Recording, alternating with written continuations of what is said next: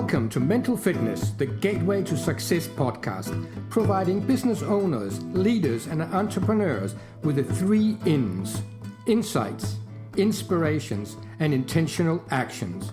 Delivered through monologues and dialogues, we address topics like leadership, productivity, time management, work-life balance, and challenges like stress, conflict, mental health, and much more. Please do not hold back from suggesting specific topics and guests you would like on this podcast. Greetings and welcome to this episode of Mental Fitness, the Gateway to Success. Mental fitness, the key to success in business. That's what I want to talk specifically about today in this episode. And if you join me all the way through, by the time we come to the end, it'll be a fairly short episode today. You will have a really good understanding of why I'm saying that mental fitness is key to success.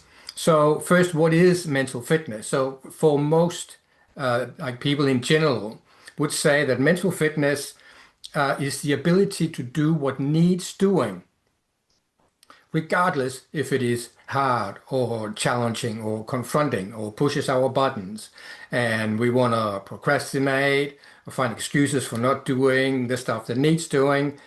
The lower our mental fitness is, the more likely we are to procrastinate, the more likely we are to not get things done within a good time. And knowledge is not enough to get things done. I think most people these days have recognized that knowing what you need to do and what's right to do is not enough to make things happen. So you may know that I need to get those quotes out today. I need to get those invoices out today. I might need to go and do some exercise today. We can know all those things, but the knowledge itself is not enough to make them happen. That is where mental fitness comes in. The higher our mental fitness is, the more likely we are to do that which we need to do, including the stuff we don't want to do, because it's always going to be there.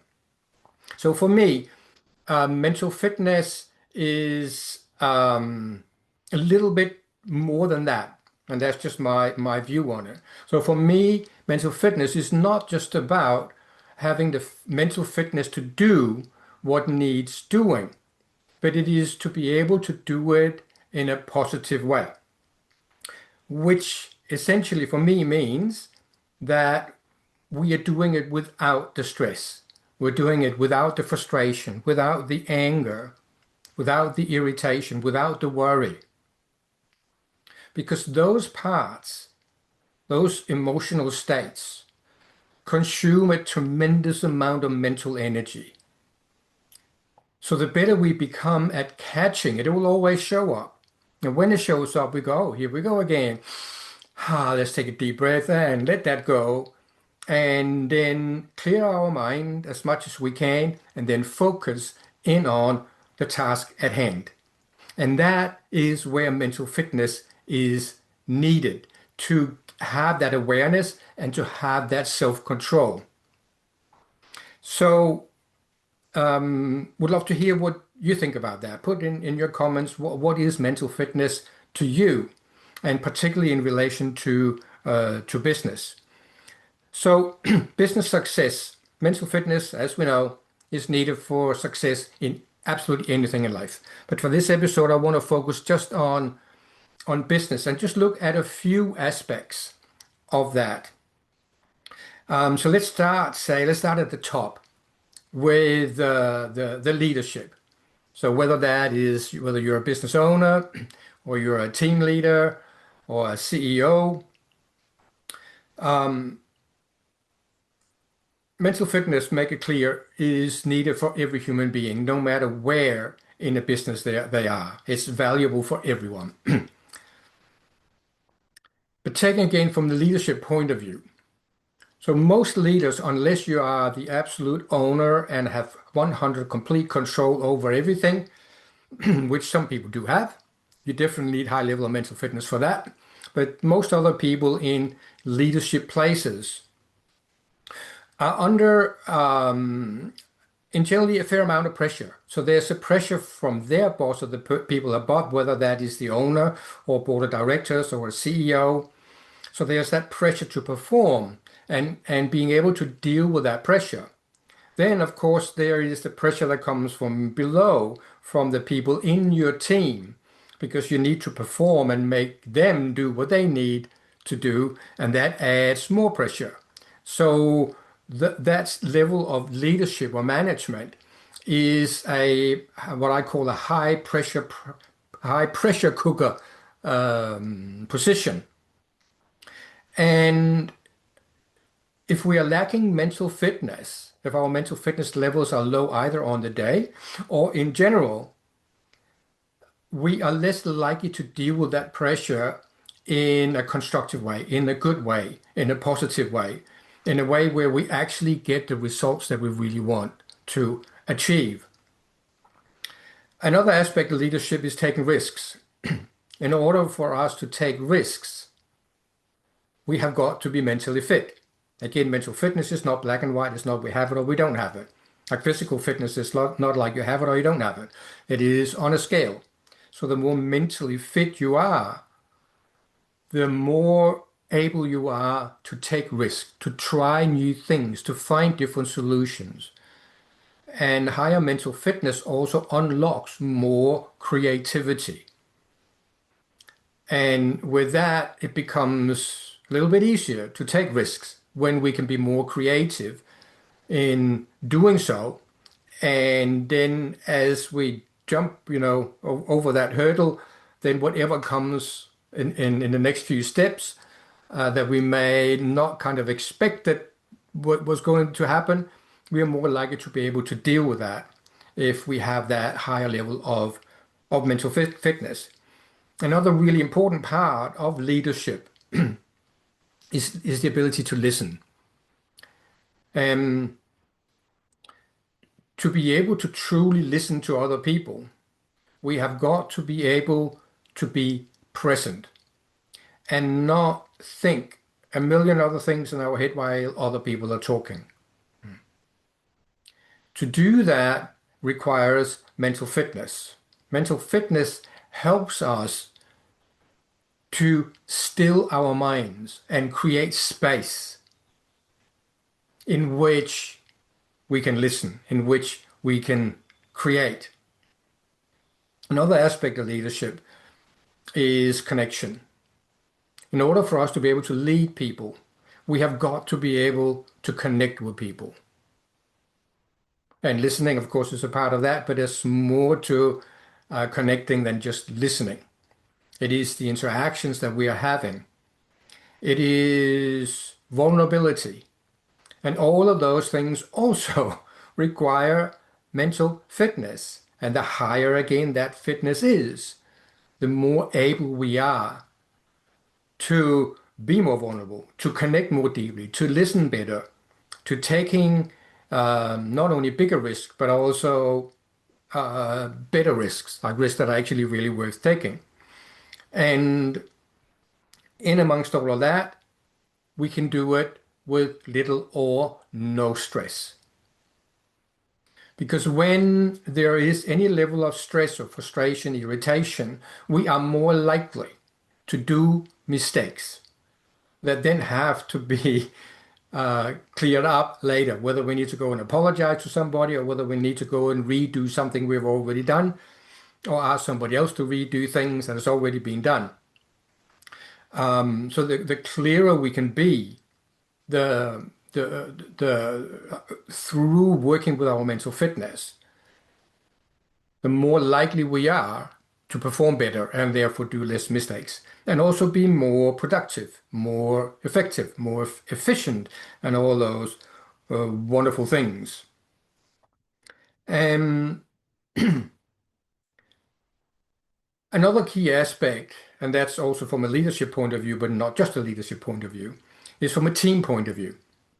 So in a business team, for me, what is really important as a part of what is generally termed professional development is that the professional development, if it only includes developing their professional skills, like whether it's accounting or building or plumbing or IT or whatever that is, that to me is not good.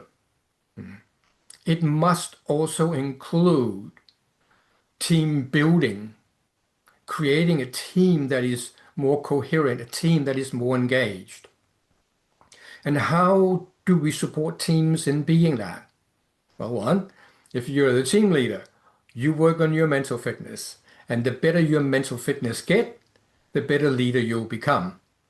In terms of the team, by then specifically working with the team in growing their mental fitness, then over time, they will become a more productive team. Also, when I work with business teams, in general, I don't know much about what they do. I'm not a plumber, I'm not a builder, I'm not an accountant, I'm not a lawyer.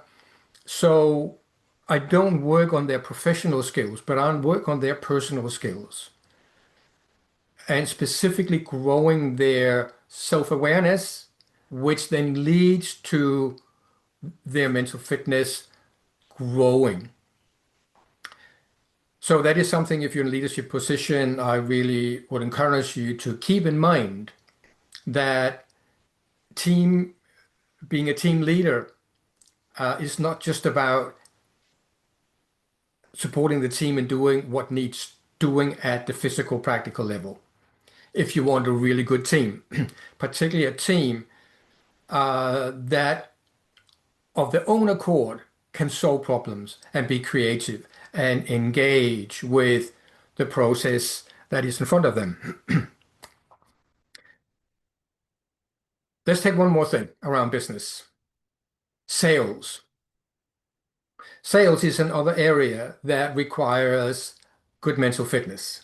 It requires confidence. It requires the ability to be in front of other people and promote a product or a service. If there is very low mental fitness, it's not going to come across really well. And those people will tend to do as little as they can get away with because it's maybe not right in their comfort zone. So building and growing the mental fitness level of your sales teams is also really, really important.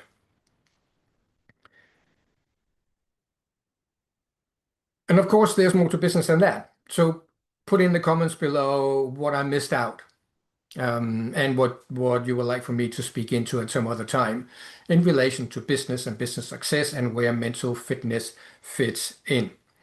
You may then, if you're new to this podcast and to mental fitness, you may then ask the next question, which is, so how do I get mentally fit? And that's not for this episode, but I have several episodes on this podcast in the past you can go back to.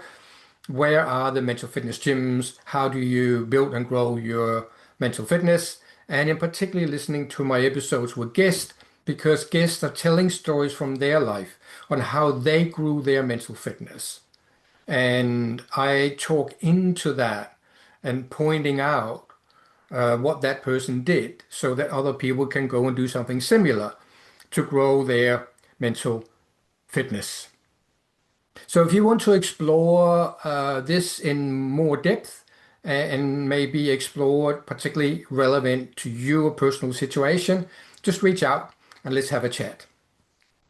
With that, if you found things in this episode useful, please share it around so other people can hear this. My purpose with this mental fitness podcast is to increase awareness around this concept of mental fitness and what I believe is the incredible importance of it in all areas of life.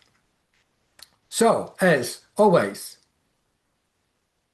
please look out for opportunities to consciously grow your mental fitness. Till next time. Thank you for tuning in to this episode of Mental Fitness, the Gateway to Success.